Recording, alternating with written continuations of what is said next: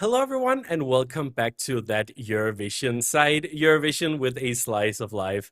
I'm joined by some fellow Danish Eurovision creators today because we're going to be talking about the Dansk Melodi Prix this year, how we think the songs were, how we think the show was, and how do we think Denmark will do at this year's Eurovision.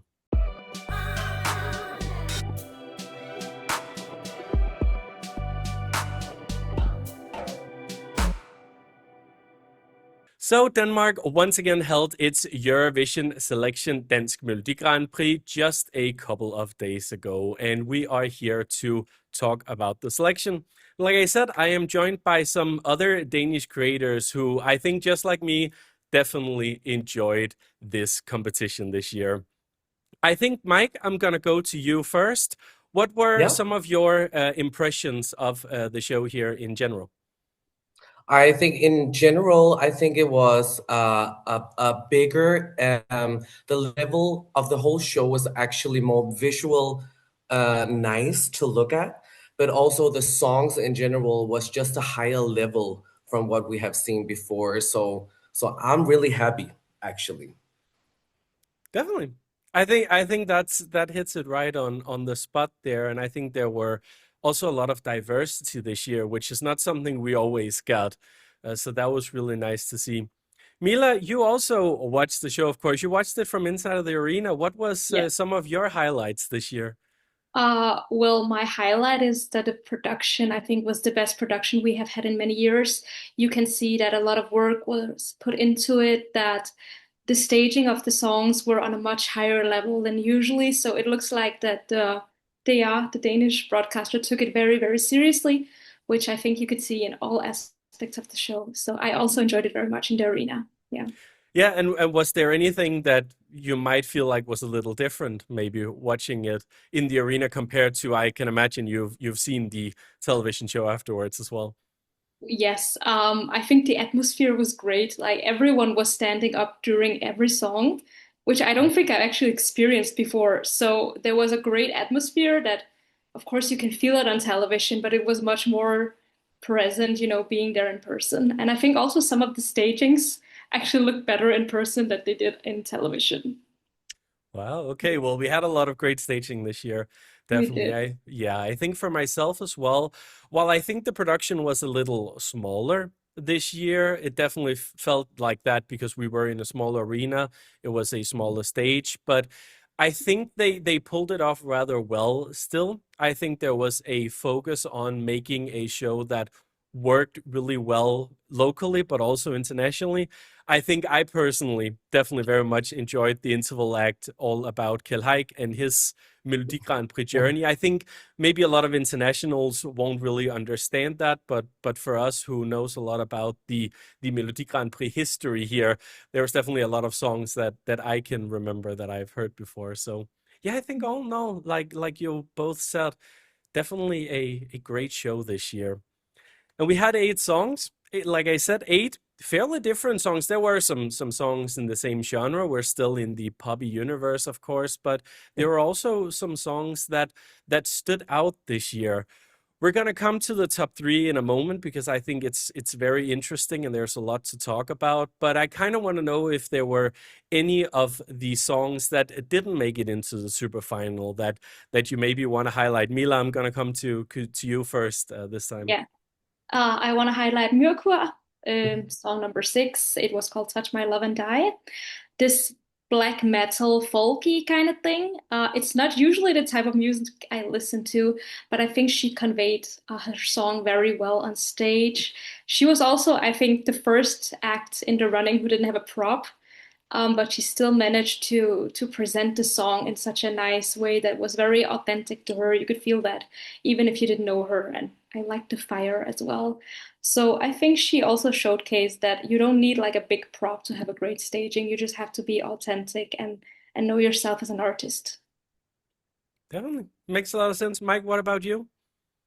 Of course, Myrkur, but I also think that Lasse Skriver has a more, how do you say it, a more soft song. A lot of people talked about this. The song was not that strong in Danish Melodi Grand Prix or Eurovision, if you think about that. But I think the staging and the aura around the song was like kind of Danish Music Awards. The whole thing about he's sitting with the piano and all the visuals was really beautiful. And I just think that he's a really he's kind of this guy where you look at him and says he's a pop star. So when I saw the act, I was really like, oh, I really get it now. I really understand where he is coming from, and could also see that if there was a song, maybe Myrkur, but also another song that would get more votes from the Danish public, I think he's kind of there as well in the top 4 or 5. That makes sense. I think Lasse Skriver was the one I was going to mention as well. So you kind of stole mine there. But I think another one that I want to highlight, I think, is Sandra Sanchez, who opened the show. I think he definitely had a vision. He definitely had a style and a staging that, again, it's one of those that actually felt pretty international, felt pretty big. It's something we don't always see in Dansk Melodi Grand Prix, that there is such a clear artistic vision that you could tell that it was a personal story to him. You could tell that it was about his roots. And when I talked to him at the press conference as well, when I did my interview, he also talked about that he wanted to share this personal journey with us through the song. And I definitely think that he managed to do that with the staging. So that was really interesting as well. So lots of great options here. But we have a top 3. And I think one of the things that most people might be a little surprised by was probably how the songs placed, because I think these 3, Sissel, Erika Jane, and Søren Torpegaard Lund, were always some of the contenders to get in there and to get to that super final. But I think a lot of people might have seen it a little differently. So if we start by what I believe was the 3rd place, at least it was for the televote, that was Sissel and her song Infinity. Mike, why do you think that this ended up in 3rd place? Did you see this coming? Actually, yes and no. My general reaction, I didn't thought that Søren was the Danish fantasy for the general public. So I thought that Sissel actually was the one being second next to Erika. But if we talk about Sissel, I think that in Denmark there is a lot of talking about not being too much. And I think she had a really strong song. The staging was maybe not that big that we was expecting from her, but I think there was a lot of people that was like, oh, she was in the Eurovision last year, so I'm not gonna vote for her this year. I think maybe that's why.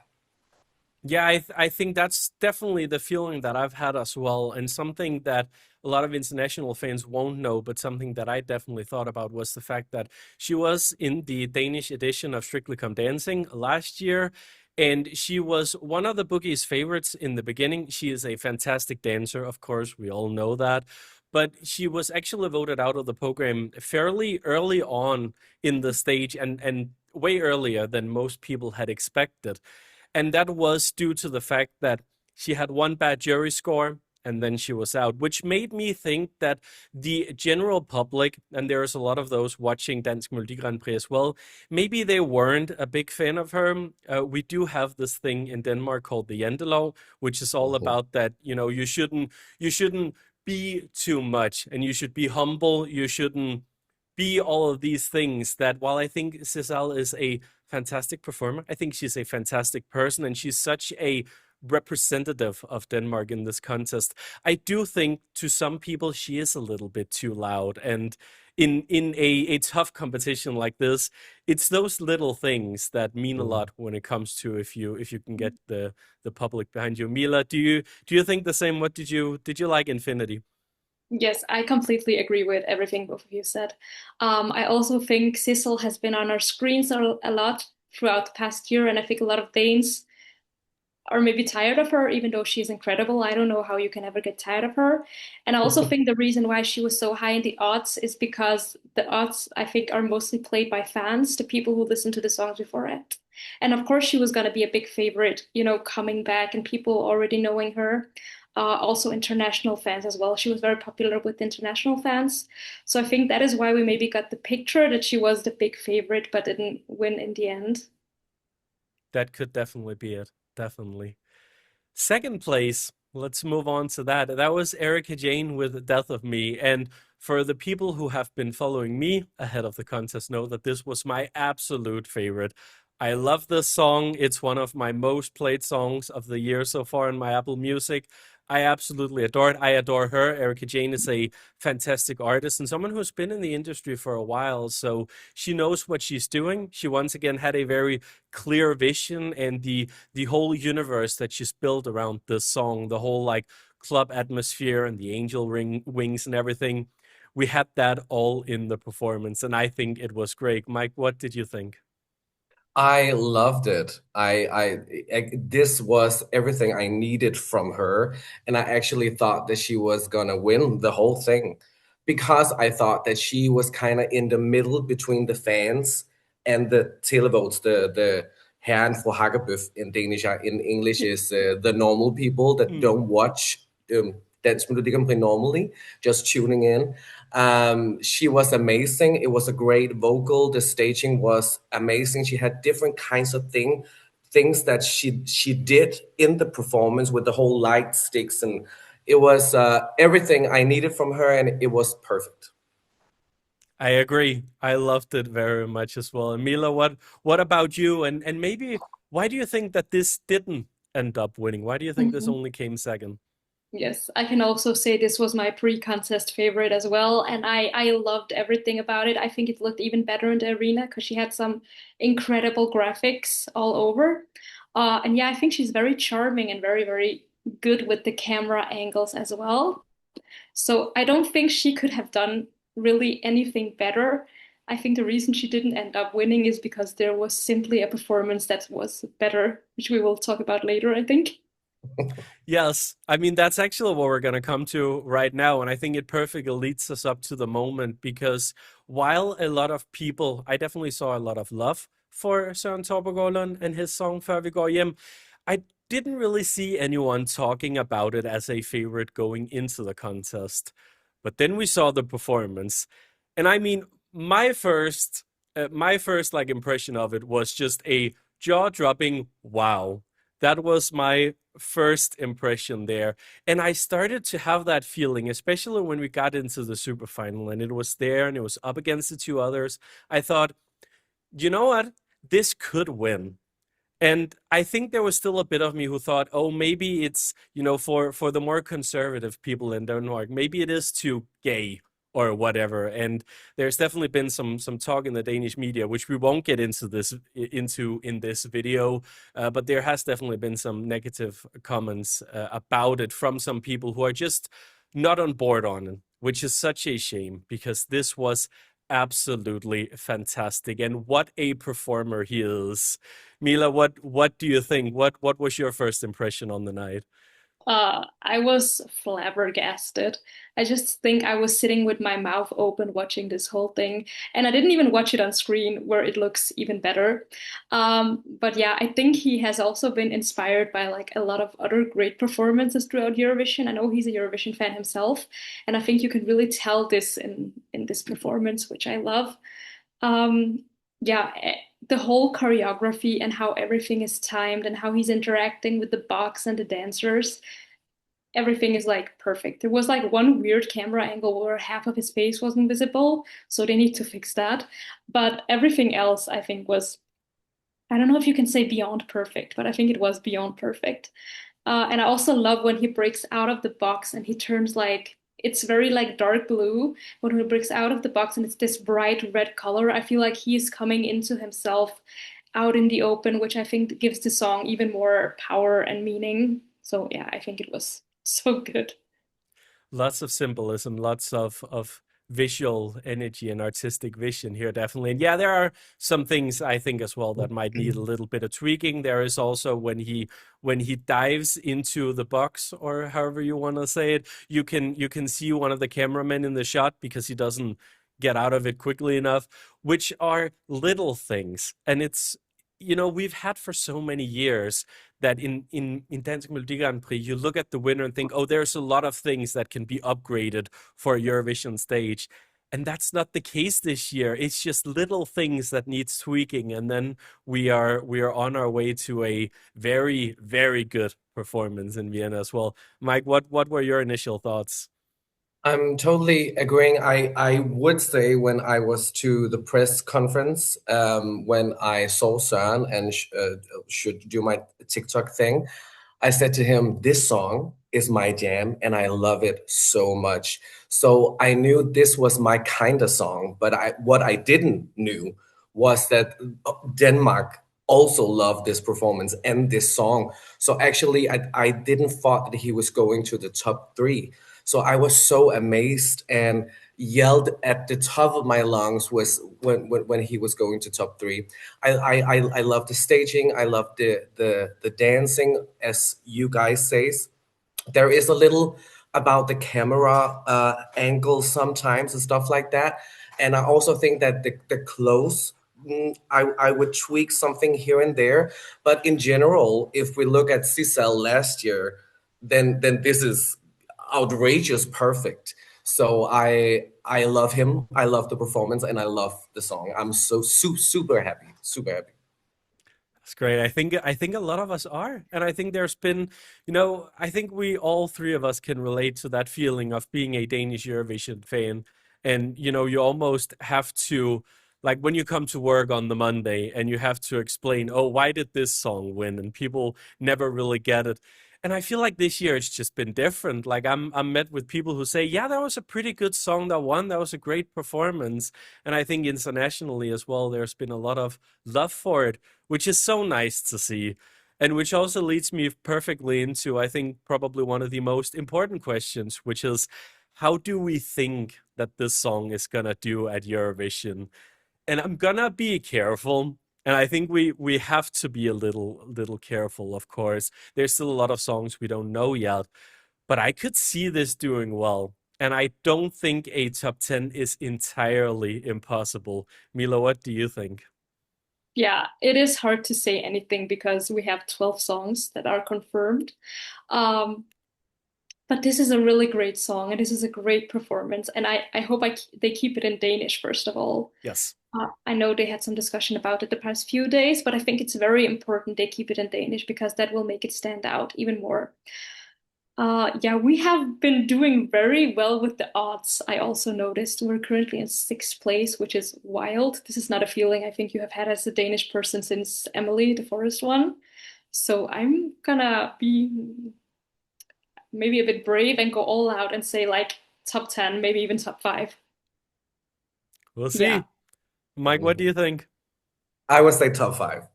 We need this. I'm like, I have in my 10 years traveling around seeing Eurovision, I've never felt this feeling before. I know this song is Danish, so it's closer to heart, but I really think that he is a performer. Sometimes we see a lot of Eurovision songs where they have all these emotions and nice stagings and beautiful songs, but sometimes there is something missing. I don't think there is something missing here. The only thing that I'm really like, I also think that we should keep it in Danish, but I could also see something smart that if we doing the bridge in English or something that could stand out that people understand what the song is about in just one sentence. But I'm not totally sure, but I hope and think top 5. Oh. Yeah, we're crossing our fingers here. It's a big moment to be a Danish fan for once, and I think it was actually, I like the little comparison to back with Emily de Forest, because I think that's the last time, at least for me as well, that I remember like the general public also talking about Eurovision, wanting to talk Eurovision with me. We don't get that a lot here. It is a little bit of a niche thing, but yeah, I think it's just so nice that this has gotten people talking, and that we have such a professional performer. Because, and this is not to say anything bad about the past participants, because they are some absolutely lovely people who has represented our country for the last couple of years.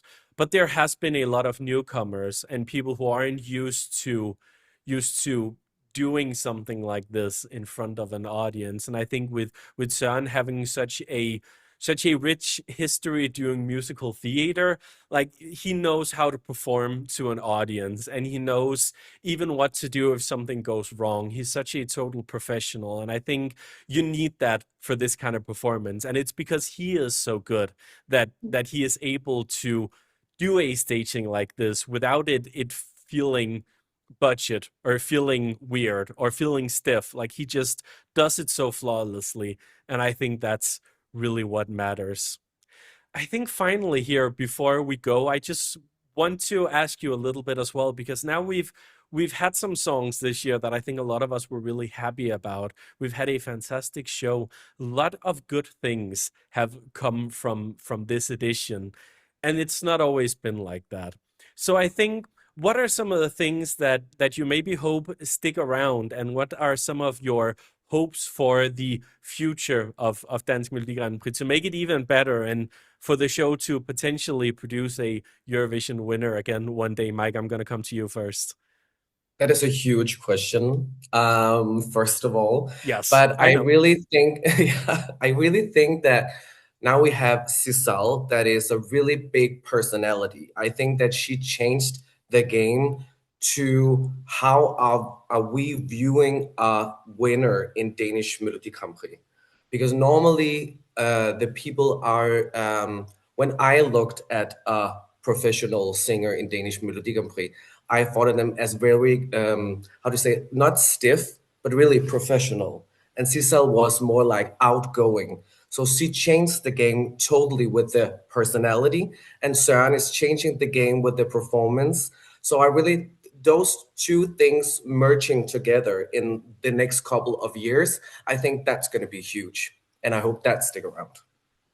I think that's a very good point. And I think having also different acts that isn't exactly the same as what we're used to seeing on television as well. I think it can break those borders a little more, and I think that's really great. Mila, what about you? Yes, I very much agree with Mike. I think Sissel really changed the game of how a lot of people see Eurovision in Denmark, and I think she's also the reason that some of these established artists this year, like Myrko and Erika Jane and Søren as well, decided to participate. So I hope that we will keep getting established artists and songwriters. Of course, there's always place for newcomers, but also that we have this diversity that's already been brewing this year, that it keeps evolving, that we have even more diversity. And yeah, I would also like to have it in bigger arenas. I know it was supposed to be in Royal Arena in 2020 before COVID messed up everything. So I just kind of want them to think bigger and go even wider with what they're already doing. See, I definitely agree, but I also think with Søren coming from the small town of Gudme, which is not too far from Svendborg, where I live, we Yeah. have a recently built arena which is about the same size as the one in Frederikshavn. I think they should do it here next year. That's all I'm saying, because it would Close make to it. home. Yes, exactly. And it would also just be nice, because I think traveling to Frederikshavn was just never a possibility for me, because we could make a whole separate show about public transport in Denmark. I think that Eurovision side ranks public transport will be a different video. We'll get to that some other day. But I think it's just really nice that I think a lot of us have such a positive view on the show this year. I've just seen so much positivity around it, and it's just been really fun. It's been really fun to watch and cover Melodi Grand Prix again this year, which it hasn't exactly been for the last couple of years. It has been difficult to be a Danish fan. So I think we're really ending on a high here, and let's keep that energy.